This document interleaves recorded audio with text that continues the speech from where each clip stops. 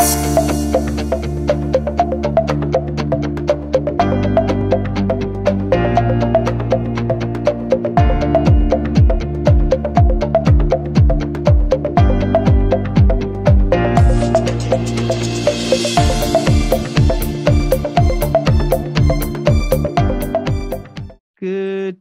morning to Russ in America, and good afternoon from me. So how are you today, Russ? I am great, Paul. How are you doing? I'm very well. And Russ and I are close friends from LinkedIn, as we could see. We're virtual friends, aren't we, Russ? We talk a lot. Never met each other in person. No, one day we'll take a trip there to cross the pond. I know the wife's wanting to do that soon. So yeah, we'd love to come over and meet you in person for sure. If I remember rightly, your wife liked my accent, so she definitely wants to come to England to hear all those English accents, didn't she? Yeah, she really does. We've got a diverse area that we live here in the Cleveland area, but yeah, she really liked your accent. She loved our interview, our podcast that we did, two of them now. So yeah, she loves that. Well, thank you for joining. This is the first of the Energy Soapbox that I'm bringing to YouTube. And, thank you for joining me today, Russ. And I hope we can get into the nitty gritty of the industries and where we think the issues are. So we talked a little bit offline. And so, Russ, your background's solar. And this is where the issues that you feel that we've gone. So for the benefit of sort of our listeners and viewers as such, tell us a little bit about the challenges that you're up against currently. That's a great question. And whether it's solar or wind generation, the big thing we're seeing, at least in my area and in the U.S. in general, is with the utilities and getting that connection to the grid. Most everything we're looking at is behind the meter. So you still do connect to the grid. You got that interconnection. But wow, the grid in the U.S. is in terrible shape. It's not changed much since, Edison came up with the idea 140 years ago or whatever. Right. So it's definitely a big problem. Whenever you want to put a project in, maybe you want to put in, a megawatt project, the grid, they'll say, the utility that is, will say that the grid can only support 750 kW or 500 kW. And that's very frustrating because there's a driver there with the utilities. They still want to make money, right? They still want to sell you that electricity. So if the more you're generating, the less you're buying from them, and they can control how much you can generate. So, it's a huge monopoly. It's a huge problem that we have here in the States. And I'd say probably many other areas. I think you got the same thing there. We have very similar things in the UK. It's not about the generation from the generator side. So we have what we call the DNO. So the DNO manage all our transmission and all the distribution around the UK. So from the pylons, from the transformers from the power stations to the pylons, to then the stepping back down again to the transformers and all the switching. And it's exactly the same as what you've just explained. So regarding the size, so we want to put 300 kW, we can't because the infrastructure isn't man enough or needs upgrading. So we can continue the project, but we have to downsize. And that normally gets us through, but it's not because we are taking away availability from the actual power generators. Is that the issue, or is it the technology just isn't there for it? I'm going to say probably a bit of both, and this is just my opinion. If I put myself in the seat of the utility, what's my incentive to spend money and modernize a grid to allow someone with a warehouse or a manufacturing facility to then generate their own power and net meter putting that on the grid? Well, that's taking dollars out of my pocket. Do I really want to do that? I get it. I just don't agree with it with where we're at in the world. We need to modernize that grid.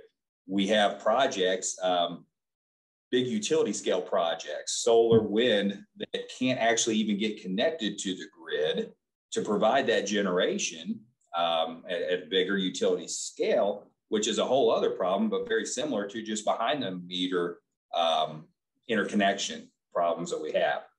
So it's at small scales, it's at big scales, residential. If somebody's wanting to put 10 kW systems on their house, they still have to go through that same process. And it could take not just weeks, I'm talking months, many months to get this in place, depending on where they're at. So Russ, do we, in these circumstances, are you exporting to the grid? Is that the issue? Because we don't really do a lot of exporting. The UK grid doesn't like solar, CHP, wind independently going on because it's not reliable. So they can't rely on, they've got no control over whether it's going to run or it isn't going to run. So that's why they don't really want it on the grid. So we have what they call a G99 relay that stops exporting, basically. So do you have that, or are you looking to export all the time? No, it's so if you get a system and you're producing this much, but you're consuming this much, you're not getting anything on the grid. But then say in the summer days where you're consuming this much, but you're now producing this much, that excess will go onto the grid.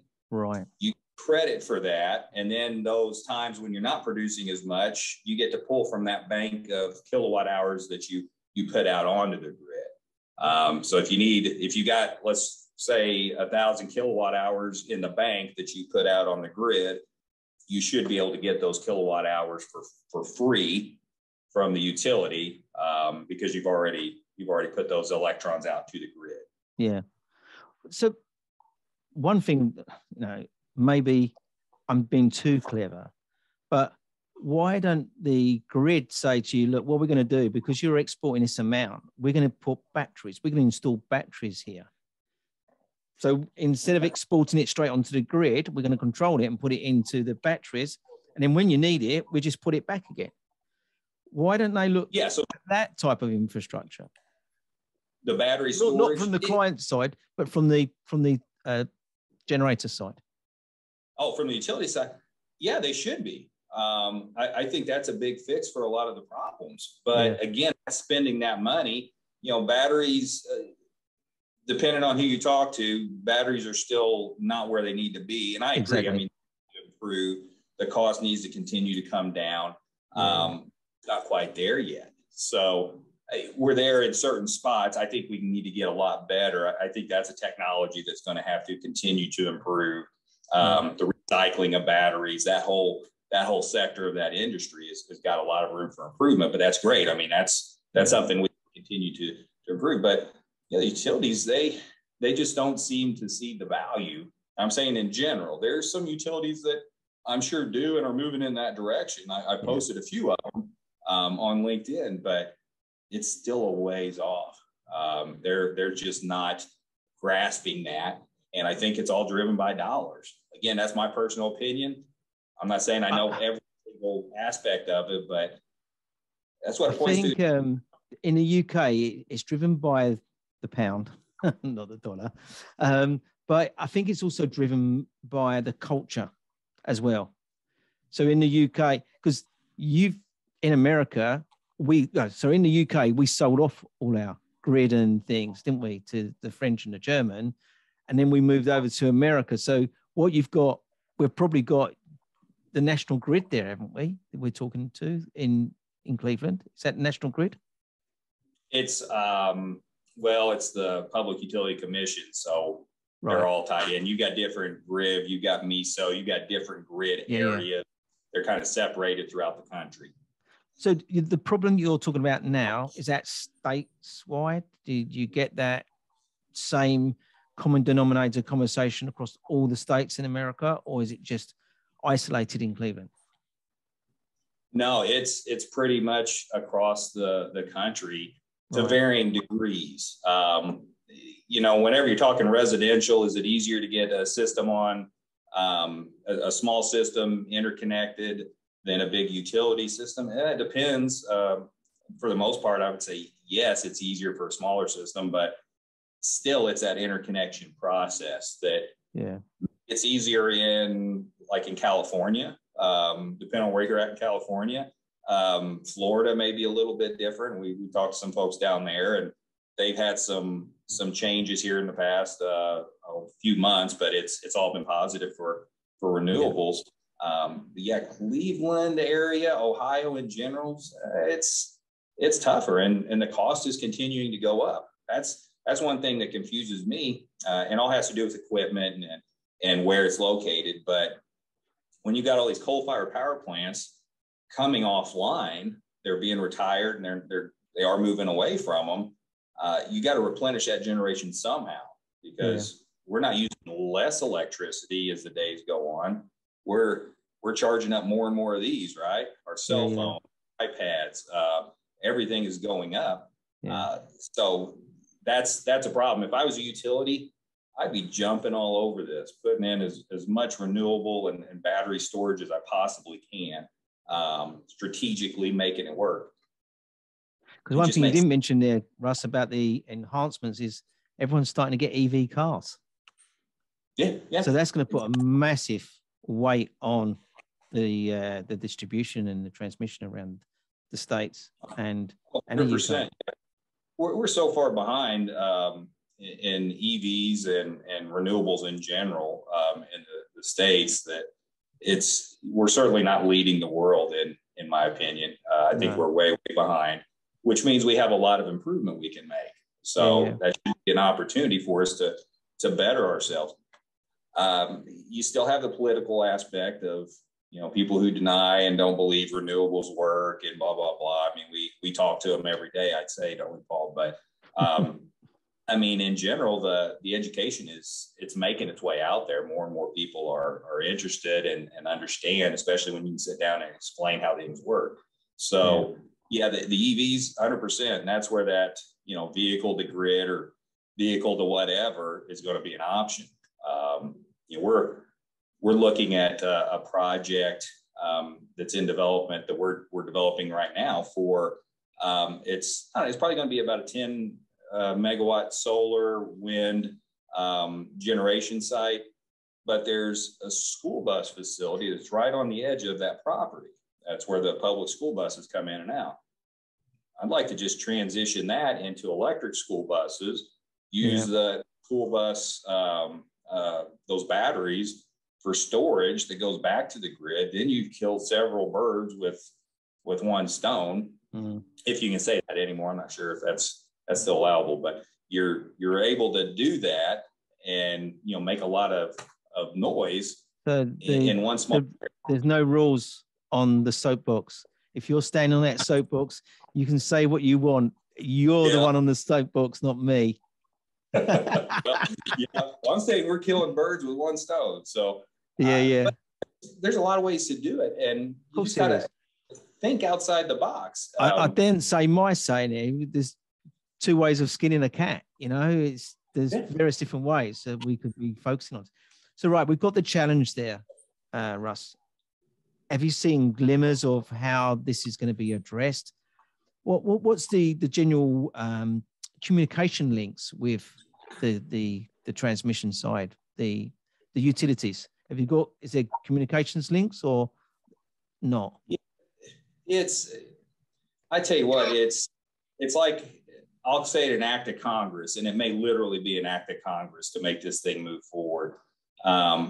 Because I just don't see the common sense being applied whenever we're talking about grid modernization or anything like that.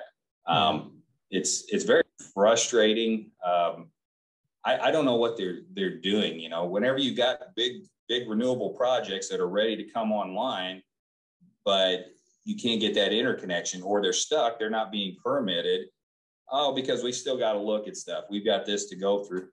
My gosh, what's taking so long? Is it manpower? Do we not have enough people? I don't know. I don't get a good answer whenever I ask those questions. Not that I talk to the higher ups on the Public Utility Commission or anything, but at the same time, that should be a question asked more, and it should be answered, but we're not quite getting that. It's funny because the way you're talking is if I could just imagine you being in the UK, the conversations, and we're getting exactly the same thing. the communications just isn't there with the DNO. It's very hard to get hold of them. In some cases, you have to have letter of authorities to speak with them. So the communications link isn't open with the consultants or the suppliers. And when you do get through, the guy may be not available. There's one person that can probably answer all the questions for you, and he's not there today. You know, is that for me, going back to how, so our DNO and our power suppliers and our energy suppliers all used to be one company at one time, which was the CEGB. And that's, funny enough, that's where I started my career with the CEGB on nuclear power. It was all one company and we all reported. And then the government fragmented it all and it all got nationalized. Then we had all the different suppliers. Then we had the suppliers, and then we had the DNO, and then we've got the generators. So there's wholesale and then there's retail. It's very fragmented and very confusing because they're still trying, and even the DC and data collection via the metering is all separate. So it's so fragmented, and you've got reams of people that you would need to speak to, and they may not have all the answers. You know, it for me, and I can guarantee what's probably going to happen regarding these soapboxes, we're going to go back to my common denominator of complexity. It's too complex, this industry. It needs to be simplified. Yeah. You know? Yeah, it is. I think you hit the nail on the head there. It's very complex, and it really isn't, in my mind. Yeah. You generate electricity, you put it on these wires, you use it over here. I mean, yeah, you've got different things in there, and people say, oh, well, it's a lot more complicated than that. I don't want to get into the weeds. Doesn't need to be complicated, does it? No, it really doesn't. And no. I'm not a big fan of a ton of regulations. I like to see the free market do what it needs to do. But at the same time, I think this is a situation where it makes sense to have some regulations across, and maybe the same thing in the UK, but I'm talking more on the US, some regulations of, all right, you're getting all these subsidies, which is a different conversation, but these utilities are getting these subsidies. All right, to still get these subsidies, you're going to have to make things a lot simpler. You're going to have to get this interconnection stuff taken care of. You're going to have to modernize this equipment. You're going to have to do this and this and this. Or sorry, you're not getting it. Now I know that'll get into, well, now they're not going to be able to take care of the grid. You're going to have people losing power and this and that. Yeah. We'll start there and see what shifts. And maybe that's the right answer, maybe it's not, but let's do something. I mean, doing nothing keeps us in the same place we're at. So Russ, I'm going to put you on the spot because, you know, like I do in my podcast, I like putting people on the spot right there because that's when we get the true answers. So magic wand time, Russ. I'm going to give you that magic wand. Tell us what you would do in this situation. What can we do as a group to make a difference? I tell you what, the thing I always go back to is the education. If everybody understood how clean energy worked, and it's not as complicated as what people think. And do we have all the technology right now? No, but like on battery storage, it's continuing to advance. And what we see 5 years from now is probably going to look a lot different than what we're looking at today, and it's going to be a lot better. If they had that knowledge, I think we would have these problems solved pretty darn quick. If people open their mind and be like, oh, okay, yeah, I get it. You know, we're not trying to put anybody out of work. We're not trying to take profits away from any of these utilities. Let's just make things better for everybody, because, you know, it's not 1950 anymore. We're doing things a lot different, but we still are operating on a grid that's based on early or late 1800s. Yeah. And look, we're talking live across the pond on a laptop seamlessly, you know, not if there's no even satellite delay. If we can achieve this, why can't we achieve what we're doing today on the grid? You've got to, you know, it's that saying, if you believe you can't, or you believe you can, you're right. You know, if I believe I can, but somebody else believes they can't, you know, you're both right. And I talked to a lot of people. I've got one guy that's on LinkedIn commenting over Rhode Island. They've got a goal of 100% renewable generation by 2035, I think it is 2030 or 30, I think 35. But he's throwing out all the reasons that won't work, you know, and technology is not going to advance. Well, let's talk in 5 years and see where they're at. Let's give them some time. Yeah. I think they can get there, and it's the technology, just like you said, continues to advance. Where 5 years ago, would we be able to talk like this without delay? I don't know. I wasn't talking to anybody across the pond 5 years ago. No, so, we wasn't, was we? No. So, but yeah, you're right. I mean, and for free, Russ. This call's free, isn't it? Yeah, you know? Not costing a dime. No. Well, Russ Bates, it's been a real pleasure as always. You're always welcome on my podcast and on my shows and things, and on my LinkedIn post. You're always welcome to show a presence, Russ. And you know what I'm saying there. Absolutely, for sure. So Russ, for you and your family, please stay safe in these times, and send your regards to your wife for me, please. I will. I'll call her here after this. I appreciate it. Thank you for having me. Thank you.